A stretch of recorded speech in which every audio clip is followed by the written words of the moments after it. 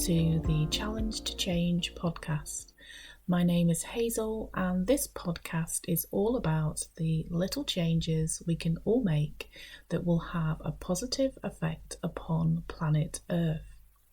If you're new here, welcome. If you've listened before, welcome back. The Challenge to Change podcast has been brought to you on behalf of ANSA Environmental Services. To find out more about ANSA, please visit ANSA, which is ansa.co.uk. Let's get into the podcast episode. And as you might expect for this time of year, we are going to talk about celebrating a more ethical Christmas.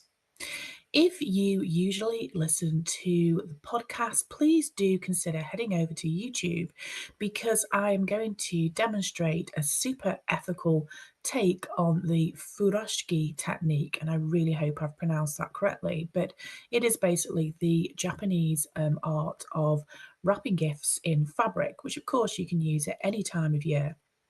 But the demonstration that I will be sharing will be festive themed, and there'll be a few more little additional ethical takes on the process as well. If you're already watching on YouTube, then do stick around to the end of the podcast to watch my demonstration, and I do promise it will be worth the wait. Not only for the ethics of the approach, but also for my moderately comedic endeavour at gift wrapping in fabric. So let's talk about ethical packaging at Christmas. As we know, Christmas can be a time of excess. It's a time where people do tend to create a lot of excess waste. And with that in mind, here is a rather terrifying statistic. So 160,000 real trees are thrown away, which could have been composted or could have been collected by a community group. So here in Cheshire East, which is where I live and also where ANSA Environmental Services is. In Cheshire East Hospice, St Luke's, Cheshire Hospice and Cheshire Scouts will all take your real Christmas tree after use. So those are some options that are worth considering if you are someone that celebrates the festive season with a real tree. Another thing that you can do as well is rather than buying a tree that is placed in a pot and then thrown away, you can buy a tree that is actually growing and then plant it in your garden after the festive season. If real trees are not for you and you choose to decorate an artificial tree, if you're looking to get a new one, then before throwing away your old one, please do consider donating it, selling it if that is an option. Don't place it in your recycle bin here in Cheshire East. It cannot be recycled in that way. And of course, it would be better, wouldn't it, to not place an artificial tree in your black bin either. Because it would be so much better, wouldn't it, for Planet Earth to donate it, to sell it, to offer it on a community recycling app rather than throwing it away. Because just because the tree no longer works for you in the sense that you don't like it anymore, it doesn't match your decor, or for whatever reason you're passing it on, there are more ethical ways that we can do that. The other thing to bear in mind as well, that if you have an artificial tree and it is electronic or it's battery operated, then of course it cannot go into any of your bins, even if it doesn't work anymore. Visit the Recycle Your Electricals website here in the UK if you have a tree that is electronic or battery operated and you no longer want it or it's broken. So visit Recycle Your Electricals website, which of course we've talked about before here on the Challenge to Change podcast. If you don't live here in the UK, there is likely to be something similar in the area that you live. So just head over to your search engine and see what the options are. So let's get into cards and gift wrapping. And we do need a drum roll for this rather scary statistic. 1 billion cards end up in the bin here in the UK that could have been recycled. So, here in Cheshire East, if you have a Christmas card that you have received and it has glitter, plastic, or foil on it, then you cannot place it in your silver recycling bin. If you're not able to reuse that card in some way, of course, it would be much better to do so, wouldn't it? It would be much better for planet Earth to transform it into a gift tag. So to reuse that card in some way, or you could transform the card into a new Christmas card. But if you're not able to do that, if it has glitter, foil, or plastic on it, then you would need to place it in your black household waste bin. However, if your card is just made from card, and you don't want to reuse it, or you're unable to, if it's just card, you can put it in your silver recycling bin. So if you are someone that shares cards with family members and friends, it's always a really helpful idea to avoid things like plastic, glitter, and foil, because it does make that kind of end of life, if you will, process a lot more easier to manage. So, sticking with packaging for a little bit longer, 227,000 miles of wrapping paper is thrown away in the UK each year. Now, that's a lot of miles. So, what can we do to help with that? So, we can choose brown paper packaging, tied up with string, to quote the song there. So, we can choose that, and then once we have finished with it, we can recycle it in our silver bin. But of course, we must remove any sellotape or actually tape of any kind. We must also remove ribbon or string or anything else that's attached to that brown paper. What you can do with wrapping paper, if you're unsure whether it has plastic mixed in with the paper, what you can do is give it the scrunch test. So simply, once you have unwrapped your present, or your children have unwrapped their presents, is more kind of the case for many people. So give it a scrunch, and then if it stays scrunched, then it is paper. And if it starts to uncoil itself, if it starts to kind of open up, then it has plastic mixed in with the paper. So the scrunch test is a really useful way to check if it's plastic free. So basically, to run through that again, if it's purely paper, paper will remain scrunched up. If it starts to move and unwrap itself, so uncoil itself, so to speak, then it does have plastic in it and it cannot be recycled in your silver recycling bin. Although, of course, if you've unwrapped a gift and it's still usable, you could reuse it. That's something that we do in our household. Wherever we can, we will reuse wrapping paper. And in fact, I've already wrapped some gifts in wrapping paper that was used last year. And in fact, we also used biodegradable tape. And some of that tape remained intact, so I was actually able to reuse the biodegradable tape in some cases. So yeah, so that was really good. So moving on from the scrunch test, we can also consider paper tape, biodegradable tape, which I've already mentioned, to secure your gifts instead of using plastic tape, so sticky tape, which is made out of plastic. The other thing that we can do is secure our gifts with ribbon, with gardening twine, with string, and we can also consider things that are reclaimed. So you can use ribbon that is reclaimed from another project or from an item that you've received. You can consider secondhand ribbon, repurposed gardening twine. So there's lots of different ways that we can secure our gifts, and there's lots of ways that we can make them look lovely without having a negative impact upon our wonderful planet. The other thing, of course, that we can do is reuse gift bags. Now, in our household, we have a case in our cupboard that is absolutely full of gift wrapping of different types, and we reuse them. So we obviously we wrap the gifts, or we give the gift to somebody in a gift bag. So sometimes we will get the gift bag back. That's something that we do in our family. So if you don't have any gift bags, it's really worthwhile looking in your local charity shop, because they do sell lots and lots of gift bags at this time of year. But actually, at any time of year, you can get gift bags from charity shops. So then you're purchasing a second-hand gift bag rather than a new one. But of course, it's so much better to reuse them, until they're no longer usable. A gift bag, of course, cannot go into your silver recycling bin because it will be most likely made from a mixed material. So, moving away from gift wrapping, let's dive into festive food, but not literally. Let's talk festive food. So, during the festive season, 5 million Christmas puddings are thrown away each year. Now, that's another really terrifying statistic. So, if you don't enjoy Christmas puddings, then why not avoid them completely? Try to buy what you think you will use.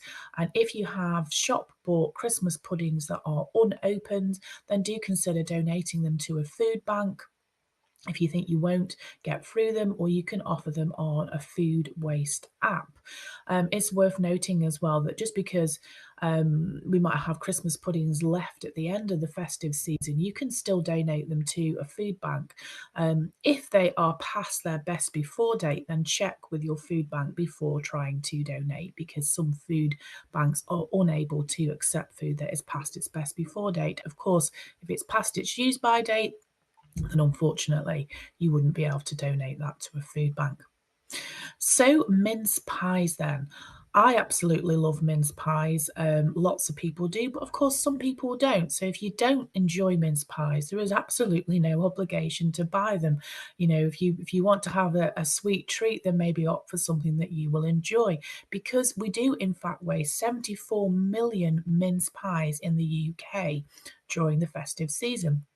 So again, we can reduce that wastage by buying what we will use. If you have mince pies left over, you can have a look online for some recipe ideas where we can use up mince pies. And the same actually applies there for Christmas puddings as well. So we can kind of adapt those things into other items, into other recipes where we will actually enjoy and, eating them towards the end of the festive season or even after the festive season. So, again, sticking with food, 260,000 turkeys are thrown away during Christmas. Of course, turkey is a traditional festive food, but again, when we're thinking about all kinds of festive food, it's not for everybody. So, if it's not something that you enjoy, of course, buy something else. But whatever you do buy, try and buy what you will use. And then, if you are unable to use it all up, make sure you make something with those leftovers. If you head over to the BBC Food website or the Love Food Hate Waste website, bit of a mouthful there, no pun intended. So if you head over to those websites and have a look for some recipe ideas about using up leftover turkey. Now, this is a really super duper scary statistic. 17 million sprouts are wasted during the festive season. So I think that figure's quite telling, because I think probably a lot of people don't like sprouts that much. And certainly that figure suggests that that is the case. So buy something else if you don't like them, as we've said for other food types. I know it sounds obvious, but sometimes people do really try to stick to tradition. But if you've bought your sprouts and you don't think you're going to get them used up, again, there's lots of recipe ideas online about using up leftover sprouts rather than throwing them away. And as we've already said, do try to buy the food that you will eat during the festive season, and really, of course, at any time of year. So, overall, 3 million tons of additional waste is created during the festive season, and that is just here in the UK. So imagine what that figure would be worldwide. It's really too massive to contemplate, isn't it? So it's really helpful if we can all do our bit to make a difference to reduce that figure. Now, many people will have already purchased Christmas gifts. In fact, you may already have Christmas all wrapped up and you're ready to just sit down and relax and let the big day arrive. But if you're still making purchases, it's really worthwhile looking at pre-loved options. So, heading to your local charity shop, looking online for second-hand items. You can get things that are really beautiful. You can get things that are near new. You can save yourself lots of money, reduce your carbon footprint, and help to support a circular economy during the festive season. So it's really, really worthwhile doing. So this concludes the audio version of this podcast. If you want to watch me demonstrating the Japanese art of fabric wrapping with some extra ethical twists, do head over to YouTube and then move forward towards the end to watch me demonstrating that. If you're already watching on YouTube, then just hang on for a few more moments and you will see me demonstrating that technique. So today we are going to be testing out the Furoshiki method of gift wrapping using fabric. So it's based on the traditional Japanese method, but there are a few little kind of ethical additions that we're going to be doing today. So we have here a scarf, and this scarf is actually part of a Christmas gift, and as you can see, it's quite shiny. So it is not only shiny for wrapping the gift, it's also part of the gift as well. So the person in question is also receiving this scarf. Now I've already folded it in half lengthways, as I'm sure you can see. So what I need to do is make it into a square shape rather than a very long rectangle. So I'm going to fold it again lengthways. And if I can, if I can do this for the camera, what we need to do now, of course, is put the gift inside the cloth. But as I say, the cloth in this case is a scarf, and that is actually part of the gift. So that is another ethical element. Okay, so I'm going to lay that down on the floor, and I'm going to take the gift and place it diagonally. So as you can see, we've got, roughly speaking, a square there. It's not a perfect square, but we've got a square there. So it's important for wrapping a rectangle, which of course this book is, to place it diagonally across the fabric. So then what we need to do, so take the corner that's nearest to you and place that underneath the rectangle, the book in this case, and then we need to do the same with the other corner. And then all we need to do now is tie the fabric.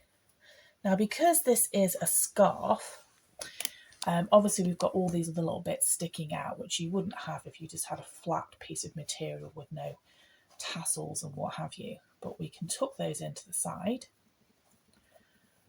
not that part. And there we have it. And the only other thing that we need to do, which I've neglected, is just to tuck that under there.